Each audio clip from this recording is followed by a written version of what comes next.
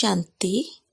आज 5 अक्टूबर 2023 दिन गुरुवार की साकार मुरली।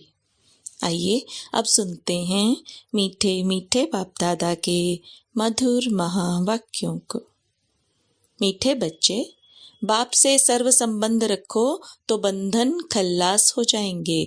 माया बंधन में बांधती और बाप बंधनों से मुक्त कर देते हैं। प्रश्न: निर्बंधन किसे कहा जाता है? निर्बंधन बनने का उपाय क्या है?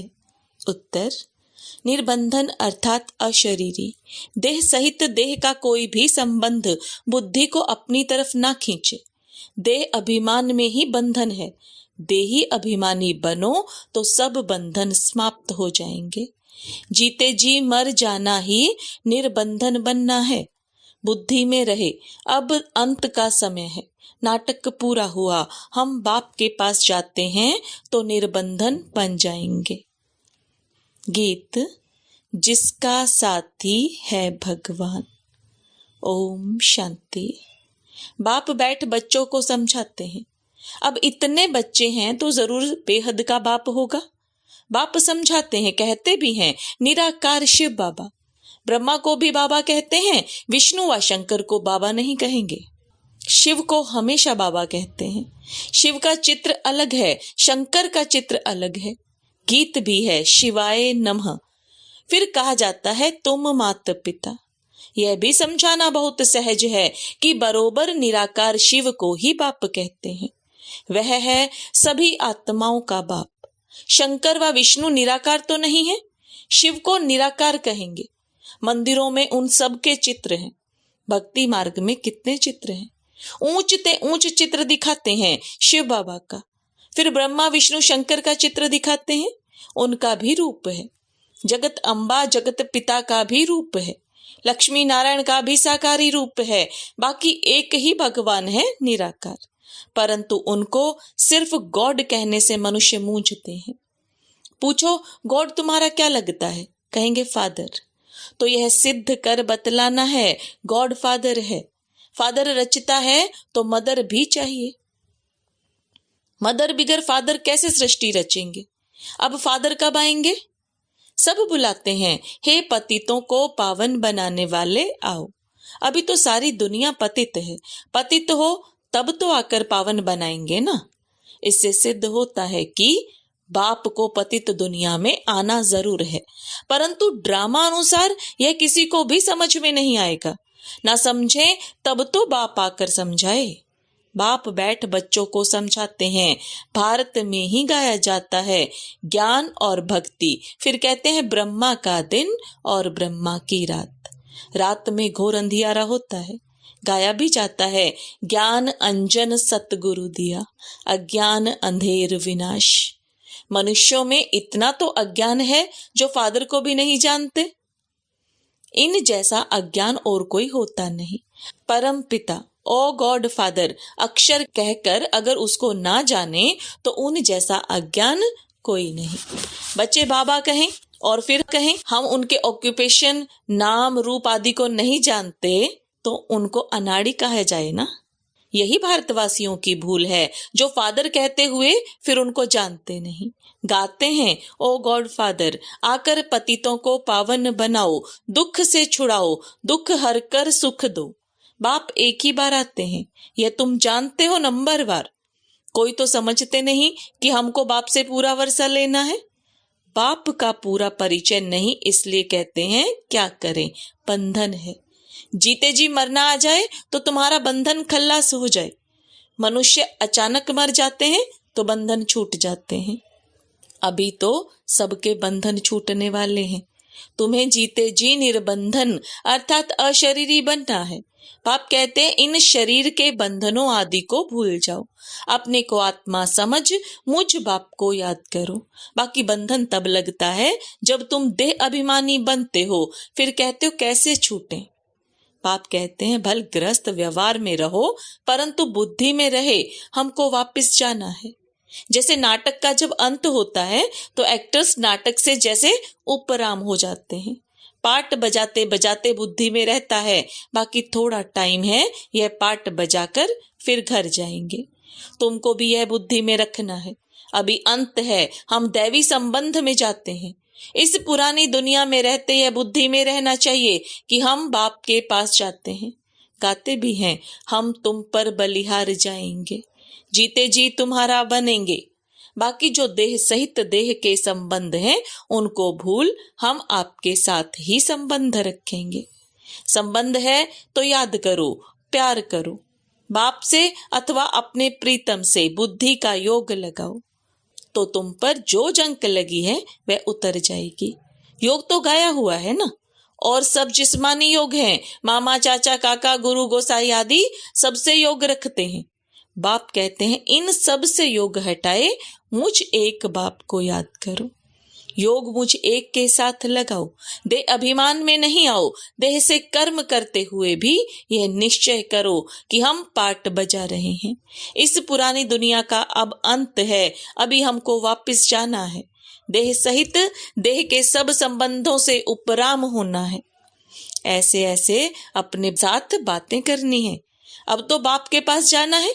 किसी को स्त्री का बंधन है, किसी को पति का बंधन है, किसी को कोई का बंधन है। बाबा तो युक्तियां बहुत बतलाते हैं। बोल दो हमको पवित्र बन, भारत को पवित्र जरूर बनाना है। हम पवित्र बन तन मन धन से सेवा करते हैं, परंतु पहले नष्टो मोह चाहिए। मोह नष्ट हो तो गवर्नमेंट को चिट्ठी लिखो, तो वह भी तुमको सहयोग देंगे। भगवानुवाच, काम महाशत्रु है, हम उन पर जीत पाकर पवित्र रहना चाहते हैं। बाप का फरमान है, पवित्र बनो तो स्वर्ग का मालिक बनोगे।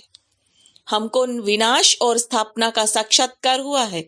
अभी पवित्र बनने में हमको यह विघ्न डालते हैं, मारते हैं। मैं तो भारत की सच्ची सेवा में हूँ। अब मुझे ऐश्लम दो, परंतु पक्का नष्टो मोहा चाहिए। सन्यासी तो घर बार छोड़ जाते हैं, यहाँ तो साथ रहते नष्टो मोहा बनना है। सन्यासियों का मार्ग अलग है। मनुष्य कहते भी हैं कि ग्रस्त व्यवहार में रहते हमको ऐसा ज्ञान दो जो हम राजा जनक मुआफिक मुक्ति, जीवन मुक्ति को पाले। वही तो अब तुमको मिलता है ना। बाबा कहते हैं यह मेरी वन्नी अर्थात युगल है, इनके मुख से मैं प्रजा रचता हूँ। प्रजा पिता ब्रह्मा के मुख द्वारा ही कहते हैं। शिव बाबा तुमको कहते हैं तुम मेरे पौत्रे हो। यह फिर कहते तुम मेरे बच्चे बन शिव बाबा के पोत्रे बनते हो। वर्षा उनसे मिलता है, स्वर्ग का वर्षा कोई मनुष्य दे ना सके, निराकार ही देते हैं। तो भक्ति अलग चीज है और ज्ञान अलग चीज है। भक्ति में तो वेद शास्त्र पढ़ते, यज्ञ तप दान पुण्य आदि करते बहुत खर्चा होता है। यह है सारी भक्ति की सामग्री। भक्ति शुरू होती है द्वापर से। देवी देवता जब वाम मार्ग में आकर पतित बनते हैं तो फिर देवी देवता नाम कहला ना सके, क्योंकि देवताएं तो संपूर्ण निर्विकारी थे। वाम मार्ग में जाने से विकारी बन जाते हैं तो कहेंगे देवता धर्म वाले वाम मार्ग में आकर पतित बने हैं।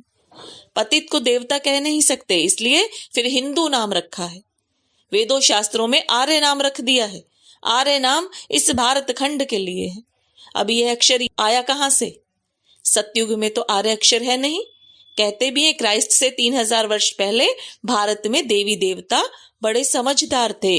फिर वही देवता जब द्वापर में विकारी बनते हैं तो अनआर्य कहा जाता है। एक ने आर्य कहा तो बस नाम चल पड़ता। जैसे एक ने कृष्ण भगवानुवाच कहा अथवा लिखा तो बस वह मानने लग पड़ते। गाते भले हैं शिवाय नमः तुम माता पिता, परंतु वह कैसे माता पिता बनते हैं, कब रचना रचते हैं, यह नहीं जानते।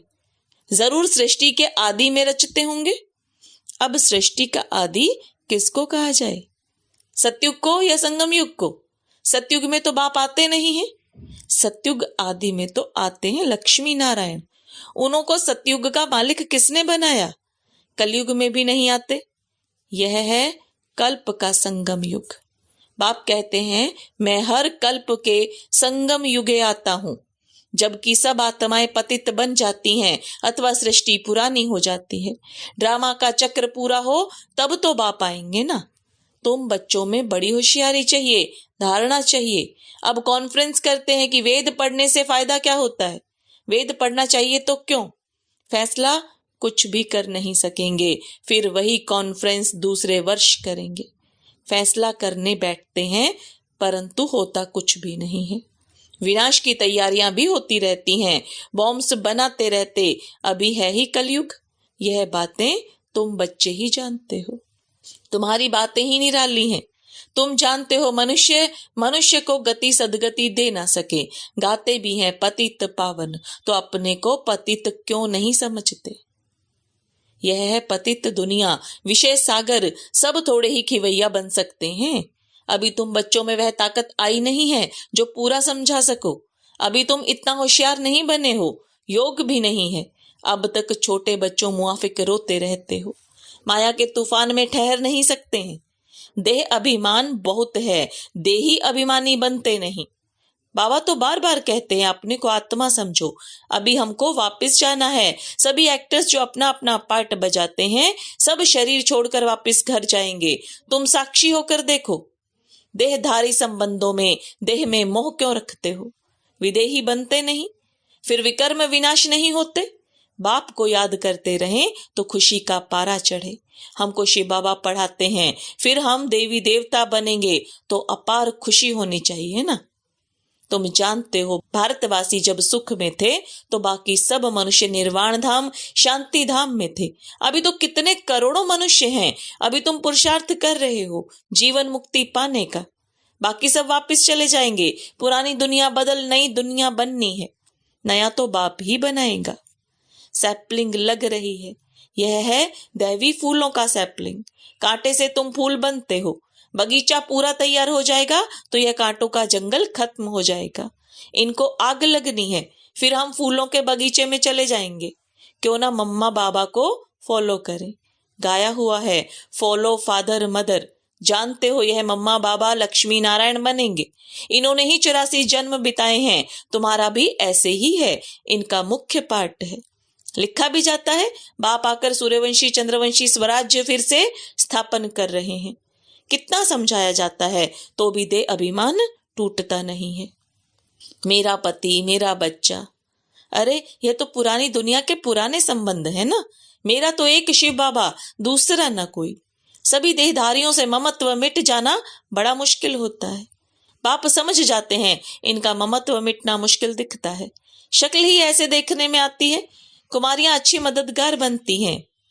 अच्छा, मीठे मीठे सिकिलदे बच्चों प्रति माता पिता बाप दादा का याद प्यार और गुड मॉर्निंग। रूहानी बाप की रूहानी बच्चों को नमस्ते।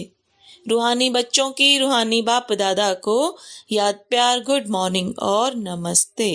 धारणा के लिए मुख्य सार, देह सहित सबसे मोह निकाल विदेही बनने का पुरुषार्थ करना है। हर एक्टर का पाठ साक्षी हो देखना है, बंधन मुक्त बनना है। इस पुरानी दुनिया से उपराम होना है। अपने आप से बातें करनी है कि हमें तो अब वापस जाना है, अब पुरानी दुनिया के अंत का समय है, हमारा पाठ पूरा हुआ। वरदान, सर्व खजानों की संपन्नता द्वारा संपूर्णता का अनुभव करने वाले प्राप्ति स्वरूप भव। सर्व खजानों की संपन्नता द्वारा संपूर्णता का अनुभव करने वाले प्राप्ति स्वरूप भव। जैसे चंद्रमा जब संपन्न होता है तो संपन्नता उसके संपूर्णता की निशानी होती है, इससे और आगे नहीं बढ़ेगा, बस इतनी ही संपूर्णता है, जरा भी किनारी कम नहीं होती है। ऐसे आप बच्चे जब ज्ञान योग धारणा और सेवा अर्थात सभी खजानों से संपन्न होते हैं तो इस संपन्नता को ही संपूर्णता कहा जाता है। ऐसी संपन्न आत्माएं प्राप्ति स्वरूप होने के कारण स्थिति में भी सदा समीप रहती हैं। स्लोगन, दिव्य बुद्धि द्वारा सर्व सिद्धियों को प्राप्त करना ही सिद्धि स्वरूप बनना है। दिव्य बुद्धि द्वारा सर्व सिद्धियों को समाप्त करना ही सिद्धि स्वरूप बनना है। ओम शांति।